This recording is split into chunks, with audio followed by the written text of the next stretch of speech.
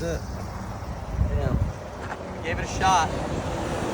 Why would somebody with a classic Porsche move in the direction of a classic Lotus?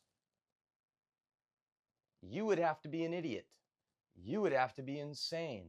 You would have to have less brain cells because of brake cleaner, potentially, than you once had, which wasn't very many to begin with.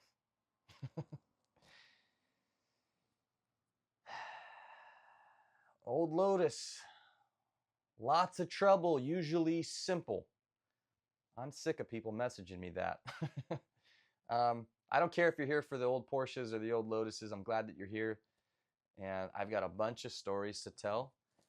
In this video, I'm going to try my best to, to make at least one reasonable point for you guys.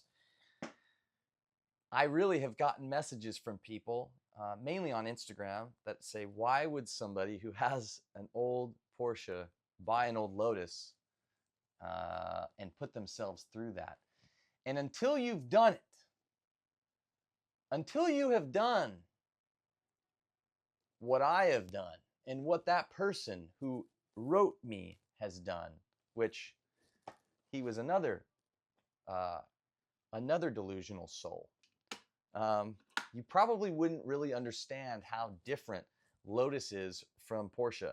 But I can tell you right now that these cars are built like tanks, and a Lotus, there's many things that Colin Chapman said in his day.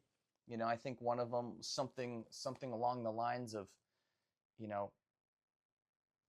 make it so light that it breaks, and then barely make it stronger than that. We just want to barely finish the race, essentially. Now that I have spent a lot of time working on my Europa, I fully understand that he wasn't joking. That those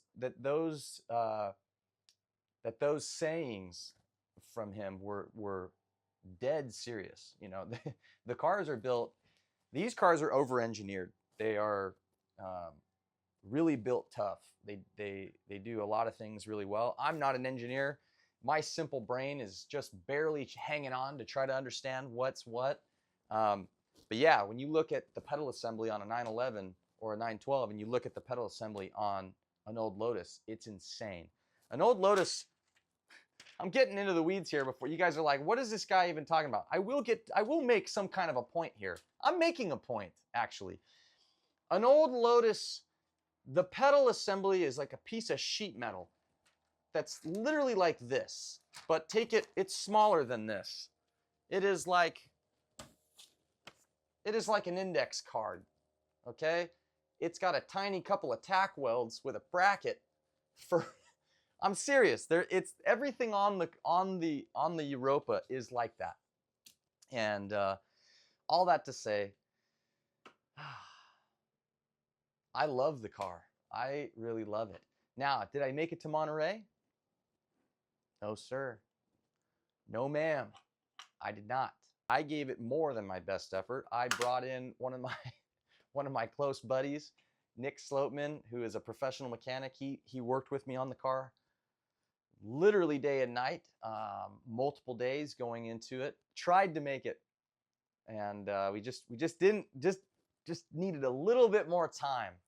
It's been a love-hate relationship. You guys, there's so much that I want to share about the trip and everything, but I'm gonna have to space it out, and I need a little more time to do that. But I can tell you this: the Europa runs, the Europa drives, the Europa stops, the Europa steers, unbelievable, and the Europa overheats. I'm gonna save more information on this whole topic, my trip to Monterey. I made it 70 miles, so I got a bunch to report, but I'm gonna save that for a future video. Thanks a lot for watching this video. Really appreciate you guys. Be sure to go to projectcarsanonymous.com if you guys want to see what we're doing with that company. We just came out with it. The website's been live for maybe a week or two, so we've got shirts, hats, stickers, and all kinds of cool stuff. Follow us on Instagram, Project Cars Anonymous, and Our YouTube channel is just about to start going. Lots of fun things in the works, but yeah, if you got a problem and you need a meeting, we are legitimately having Project Cars Anonymous meetings very soon. We've already had a couple test ones, and our first open meeting is going to be in a month. So really looking forward to sharing more about that whole adventure. I will see you guys soon.